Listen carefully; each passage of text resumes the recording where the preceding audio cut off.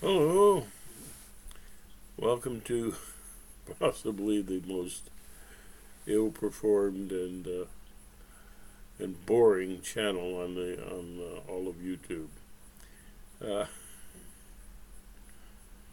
I I have a few things to say if you can stand the boredom. Um, this is about optimistic integration in politics, which is quite a trick. Um, a lot of people talk about progress, but they don't define it. So you can't hardly integrate progress, which is key to a sense of optimism, unless you know what you mean by that. I've encouraged a lot of people to talk about that, which might keep them from getting so angry and carried away when they talk to each other. What is progress to you? And how do you achieve it? What's your plan? And how much you think it'll cost?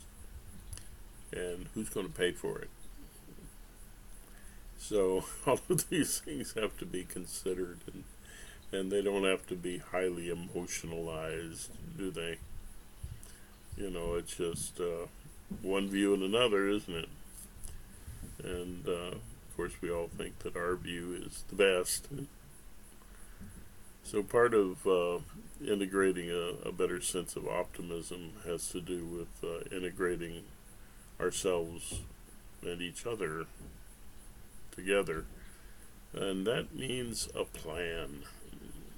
So we have to discuss what, in whatever group you're in, you have to discuss what you think progress is, how you're going to get there, how you're going to pay for it, and how you're going to convince people that it is a good plan. And then you can take that to politics. And let's face it, that is an important thing to do. Politics is not something that people really want to do. I think sane people, but it's one of those things that you just almost have to do if you care about the future. So those are my few words about optimistic integration as it applies to politics. I might add that some definition of how people approach the subject. Some people think that progress is attained by giving even more money to those who don't need it, and maybe they're going to be so flush that they'll hire more people. That's likely. And that it will all trickle down. And some think that you make progress by encouraging the middle class, and that includes small business, which hires most people, and get there that way. And it's been called expanding and improving the middle class. And then there's some people who think about helping the desperately poor, the more pained level in our society, and that when you fix that, then you fixed everything.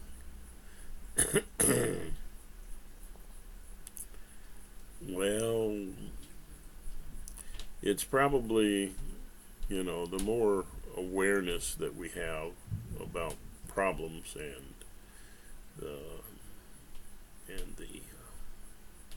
psychic pain of not of needs that go unmet, which is what we want to make progress about, right? To better meet needs. So, yeah, some people have all these three different approaches, and some people only have one.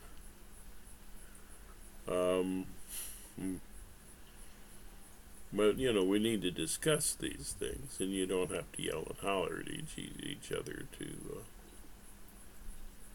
know which way to go.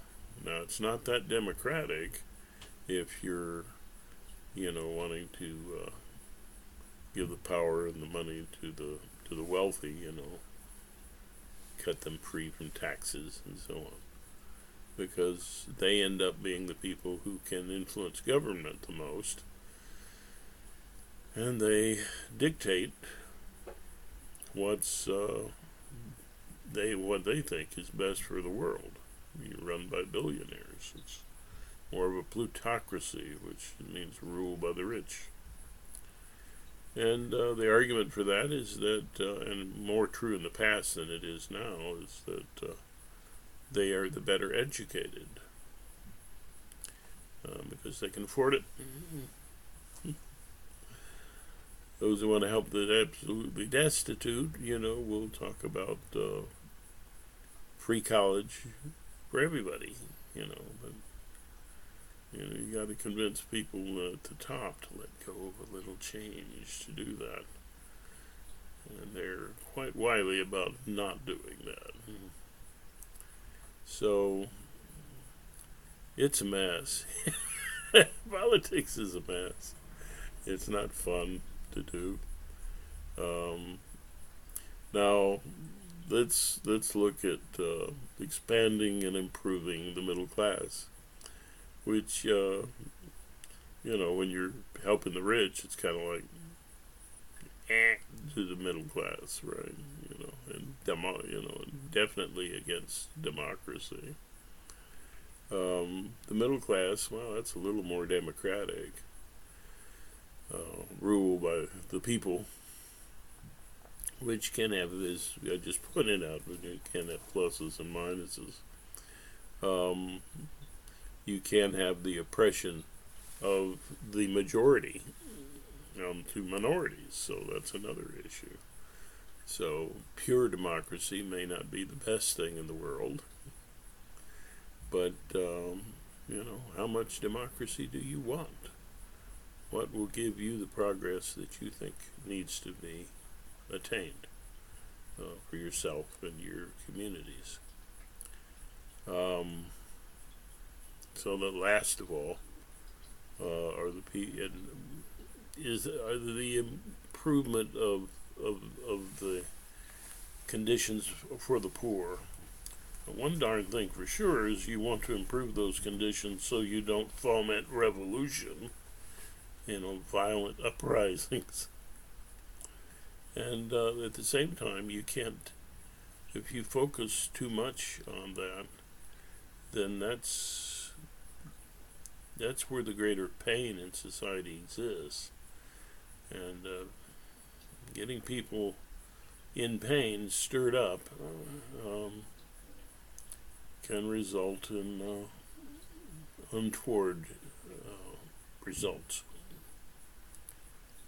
This is what you saw over in the attempts at communism, where the absolutely destitute were fired up, and the result of that was that they weren't that educated,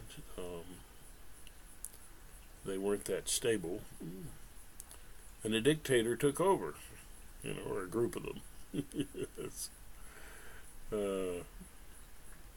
So, yeah, that's good. You're gonna do as much as you can for the poor, but you want to have a trajectory that's headed in the right direction. One thing we forget as Americans is that we've done a pretty good job with all of this difficulty in the universe at heading toward a place where there are more individual rights and freedoms, and we may be the best, um, but Europe has done a pretty good job too. Let's not discredit them. In some cases, they have done a lot better for the poor and so on, and more to get rid of poverty. But their taxes are high, and it's up to you whether you think that's a good idea or not. But maybe it hurts creativity when you don't have enough money in the middle class, the people who are more striving, and create these small businesses.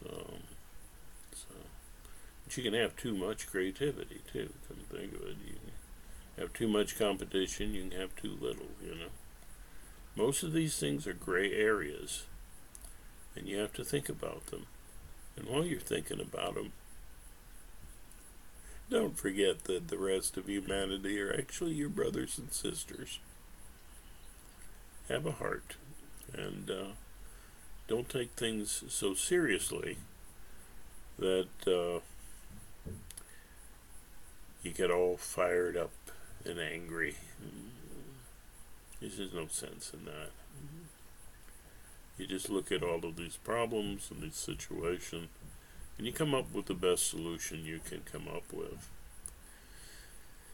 You get out there and you float it and see if it works, or whether it sinks.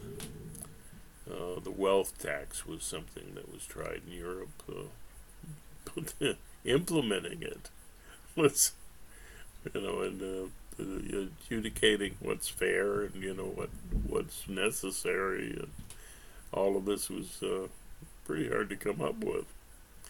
And they had all kinds of wealth, it's like a lot of which would be pretty hard to determine and know about. So that was a problem, but I think they haven't abandoned the idea entirely, but they had to greatly reduce some of their ambitious attempts, I think. So, what are you going to do? This is something that, we got to keep going in a positive direction. We've got to keep going in as friendly a way that is, as we can. Because if we don't, we fail miserably. We just can't afford that. We can't afford to let what light humanity has on its highest hills of morality and kindness to go out because of radical anger. So think about all of this and come up with your own solutions. Me, I tend to be more progressive. I think we're at a point where we can do a lot more for the poor than we think we can. And with very little tax on the super wealthy, so many very important infrastructure things can be accomplished. Not just roads and so on, but healthcare and children. Investing in our children, that's our future. I'd have to say my guiding light is to see what helps to progress the rights and the enrichment of women and children. Because, let's face it, they're kind of the foundational, the most important creatures among us. Just looking at it, even in extreme terms, you can see that if you preserve 5 women and 1 guy, you've got 5 babies. The species continues somehow. But if you've got 5 guys and 1 woman, no, maybe not. It's certainly more limited. But like everything, there's a gray area. Right now, we're overpopulated. So, how do we deal with that? Well, let's look at modern technologies and what they're offering, and do be careful. Everything that could help could also hurt. Don't let anybody tell you anything different. This is a difficult universe. Extremely difficult. And I wish you well. And if you disagree with me, I still wish you well. and we're all family around the world. And we need to remember that. Try to be as kind as we can. And avoid all collateral damage that might come from anything we do. Yeah.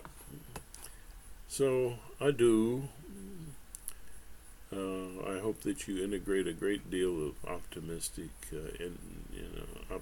into your life, and however you're doing it, well, that's optimistic integration, isn't it? So take care of yourselves, and until the next boring presentation, have a good one. Adios.